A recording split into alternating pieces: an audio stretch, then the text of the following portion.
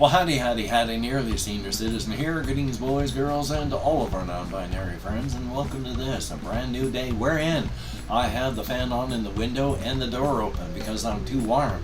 I have this on because I'm too cold. It's going to be in the low 90s, hopefully just in the low 90s today here. And one day, you will get as old as I, and you too will be too cold and too warm at the same time. Yay for that, huh? Let me pick up my back scratcher so I can turn off my speaker here. Oh boy. Power off. It has been a day, and well, not today. It has been a couple of days. Yesterday was a full day, which makes sense. I had therapy and we talked about a lot of stuff, and hopefully I talked about enough good stuff. And not only did I have therapy, which is still good, always good, but I had my SSI paperwork that I needed to fill out. I'd gotten it on Monday, so I had originally been told I was going to get it on Tuesday. So my plan was get it on Tuesday, fill it out on Wednesday, mail it on Thursday. I got it Monday, didn't fill it out on Tuesday, didn't fill it out on Wednesday, and on therapy day, well, after that, I filled out the paperwork and then put it into the envelope, went walkies, not early, but around 7-ish, I headed out, dropped the stuff off, so at least it's mailed. Filled it out as best I could, so all I can do is hope. Yay on that. But I did go walkies at night. One thing I talked with my therapist about, and I have been told here on the channel I should do, is if I walk to Walmart one day, is not walk to Walmart the next day. Make it a short trip or not a trip, but I have to go out exercising or I just don't feel right. So I can't not go. It never feels good when I can't. Like when I was first bedbound with all this going on, yeah, it felt terrible not being able to go out on walkies. I'll go. So, try to remember now what I was talking about. I cannot remember. But after therapy, I walked to, 7 or 8 last night, I walked to Walmart. I'd originally planned on just going to Safeway and such, but I walked to Walmart anyway. You only need to get 2.5 hours of moderate exercise a week, bare minimum, to stay healthy. I just don't feel right unless I get about 2 hours worth of moderate exercise in every single day. And that's, I have to load up on meds so that I can actually go out walkies. But yeah, I do the 6-mile round trip, but I gotta start doing less than that. So here's hoping I can, well, we'll see what happens. Oh, my lip here, all itchy. I was going to say 2 things I wanted to talk about, but more than that, one of the silly things I want to talk about, because I saw it just this morning, is I have a ton of subscriptions on YouTube for a ton of videos. Oh yeah, I need to click, I'm going to talk about this because I don't have it on my list, so I'm going to talk about it. And I don't want to forget about it. I got the email yesterday saying my demonetized vlog from the other day, oh goody, on manual review, there was nothing wrong with it, so it's been remonetized. You know, now that nobody's going to want to watch it, it's been monetized. No reason given why they should have demonetized it, but again, the only difference that I can see between that video and any of my others was I talked about that one lich who, boy, I just want to talk about it in such vague terms so I don't get demonetized again. Hopefully that one lich with all of his followers I'm going to be able to bring up again, but it was that. So at least it's been remonetized. That's a good thing. What else did there was more. Oh yes, here we are. ADHD is fun.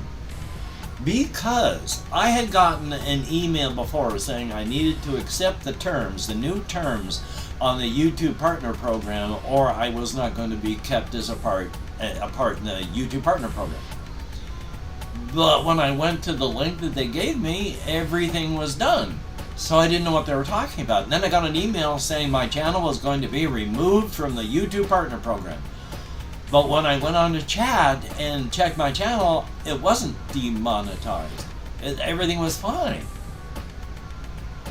One of my other channels was apparently monetized without my realizing it. So I can go back and reapply. So still though, it's good to know that this one didn't have the demonetization removed from the partner program. I've got that suntan stuff on my shirt there. That happens.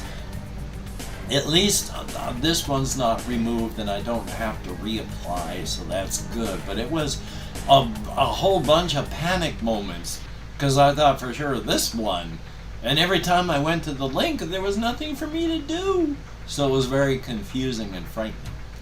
But back over to this, I am subscribed to a whole bunch of channels, and a lot of them are very silly, and one of them is like lessons in meme culture and lessons in internet culture, and they're talking about how there's been a community update to Team Fortress 2, and it adds in a seal.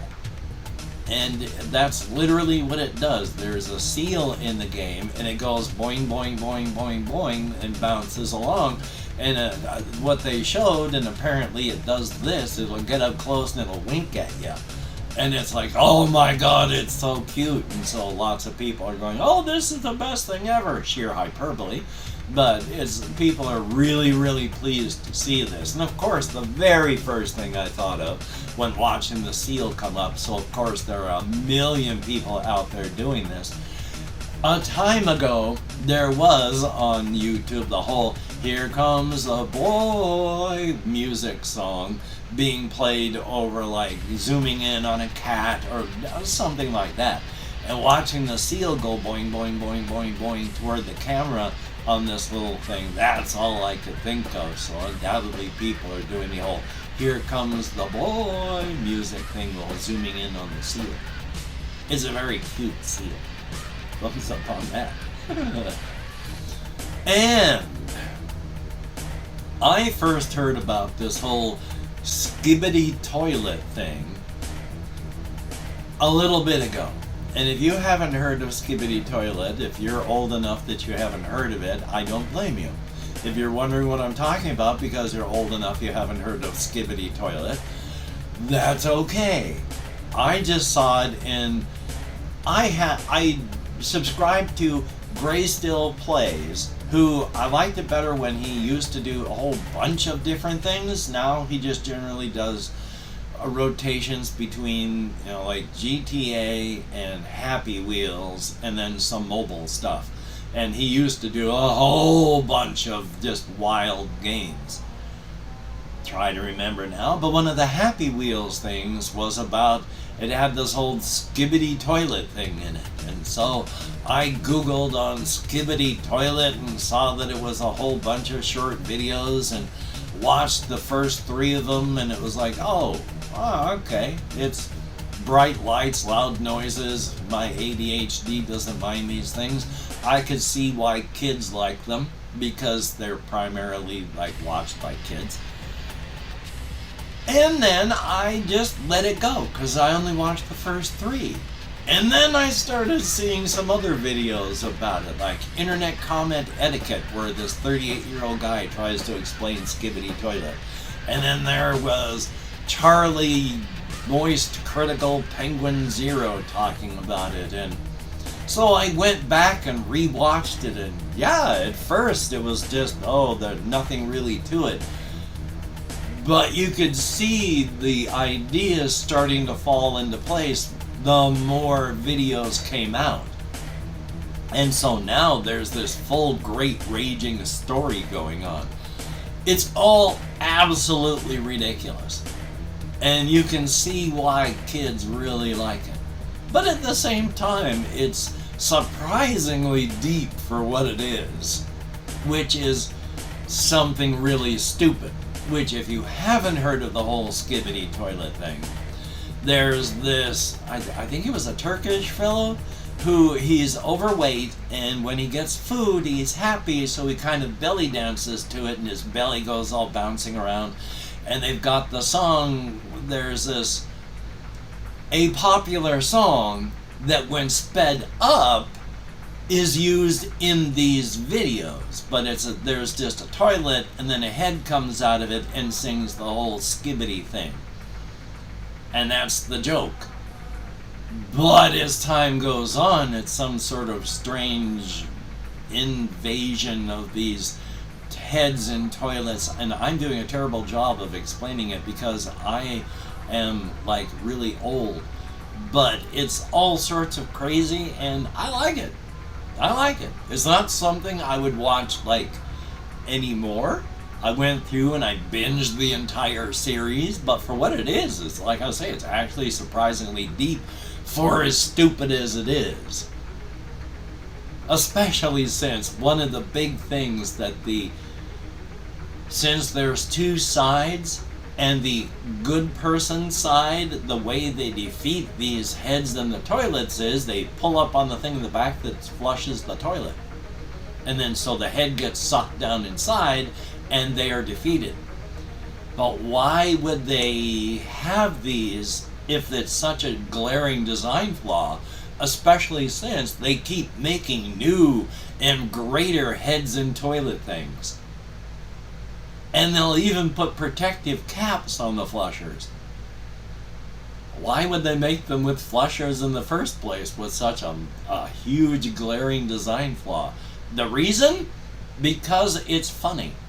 And so thumbs up for that. And I just thought I'd talk about Skibidi Toilet for a minute.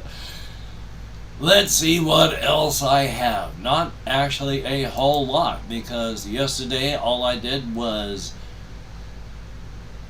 do my vlogging, have my therapy, relax from that, do the paperwork, did recording, rendering, uploading, and as soon as that was done, went walkies, came back, ate some food, relaxed, and then went to bed because my back hurt so much. So I didn't really have much time to do anything at all.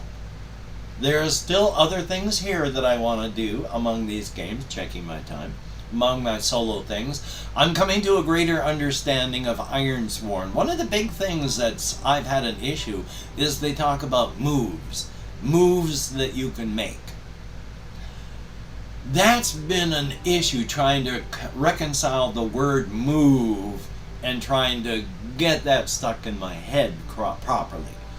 But the thing is, in the game Note Quest and D100 Dungeon and all those, they have actions that you can take. Like if you're playing Note Quest, you know, if you travel over land and you go from hex to hex, your action is you've entered the new hex. So on that action, one of the results is you go through the charts to see what's in it. That would be called a move in Ironsworn. Move, enter a new hex. And then they have the list of the various things that could and possibly can occur underneath that. That is what has been just breaking my skull so thoroughly. I'm coming to a greater understanding of it. I've been watching a whole bunch of stuff on it. It's both complicated and not, because your character sheet, you only have like 5 stats and everything else is just characters aren't different between character sheets on that. Everybody has a momentum that goes between like +9 and -6. I can't remember the exact numbers. Everyone has a health track with the health is exactly the same. Like stamina, I can't remember if that's exactly it. That's exactly the same. So the only real difference is your name, your vows that you write down, and the order that you write your stats here. Only like 3 or 4 things. So that's getting used to. Boy, that was not English. That is getting... I can speak English, I promise you. That has been taking me a while to get used to. I still want to do a flip through, make a character sort of thing for the channel. We shall see. But I have been trying to think of some creative stuff. One of the biggest things I try to do, and one of the reasons this has taken so long, and because I can largely only do this like when I'm out walking and I have time, the big things is I work on those the big 5 W's and such. First off is what's, like what is the situation? What got it there? What is it? You know, like people who have glamours, that's the what. And what is the implication of that? What is the implication of the glamours? What is the reason we have them? Why? Why does this have this? And though I'm explaining it poorly, it's a lot of the whats I go through, and then once I do a lot of the whats, I do the whys, and that takes forever, because you don't just go, oh, this happens just because I want it to. If you want to make it part of a real breathing world, it's like, okay, the what's. This is what is the situation. This is what caused it. These are the downstream effects of it. And if it doesn't make sense, then I have to adjust it at the root and then all of the downstream effects of that.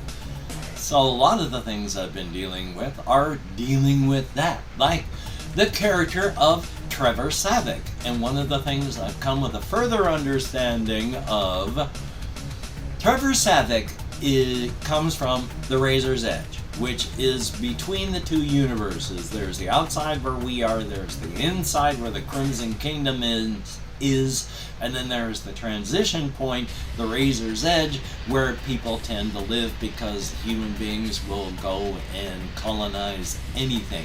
And it is a transition point between the two universes. That's where Trevor Savick is. Try to remember the things that I'm trying to talk about.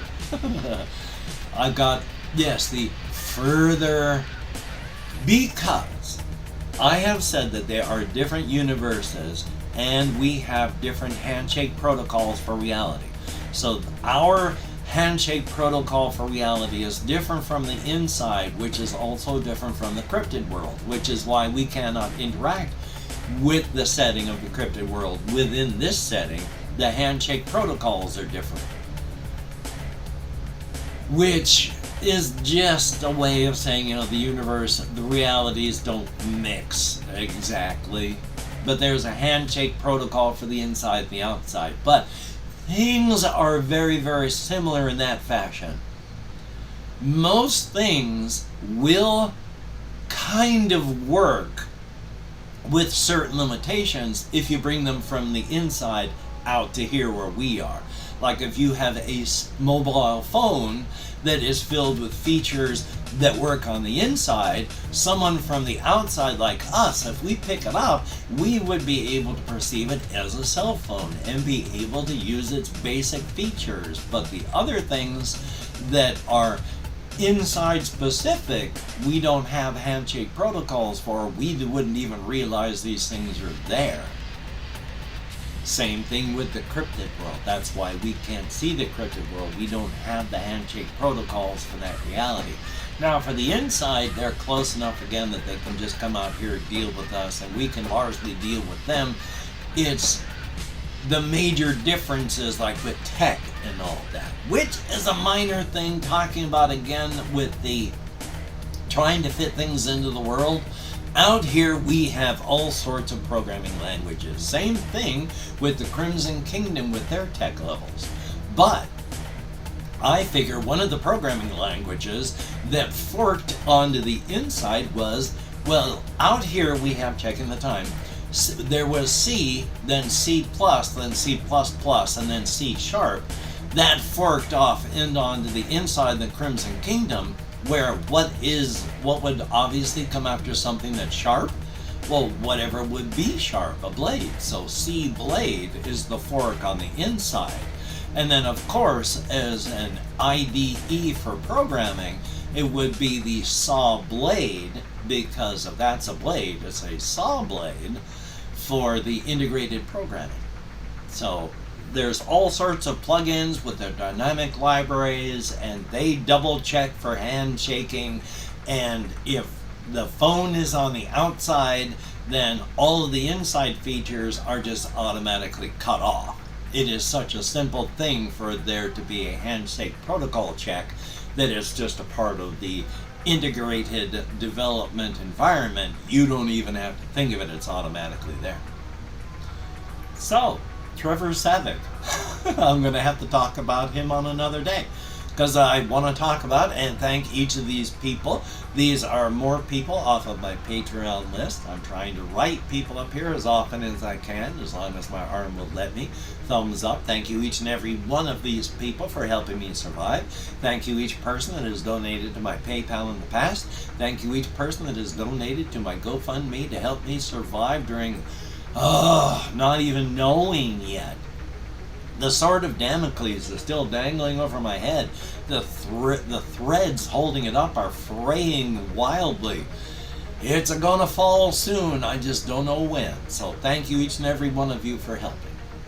Also, gonna go through and thank how many people have left me comments in the past 24 hours. And if I mispronounce the username, no disrespect is intended. One thing I'm gonna do to try and see better, I just increased the size of the text by like 10,000. So I have made them a little bit smaller now, and I'm going to go through and thank. Hopefully I can actually read them. I can now. Jesse Koskinen, who is, well, we're all going into the weekend, but hopefully it's not too dry, too wet, or too awful. You have fun, and hopefully they've got good things on the Switch for you. We have Chris Ryan, greatly appreciated. Hopefully you continue to enjoy whatever that I do.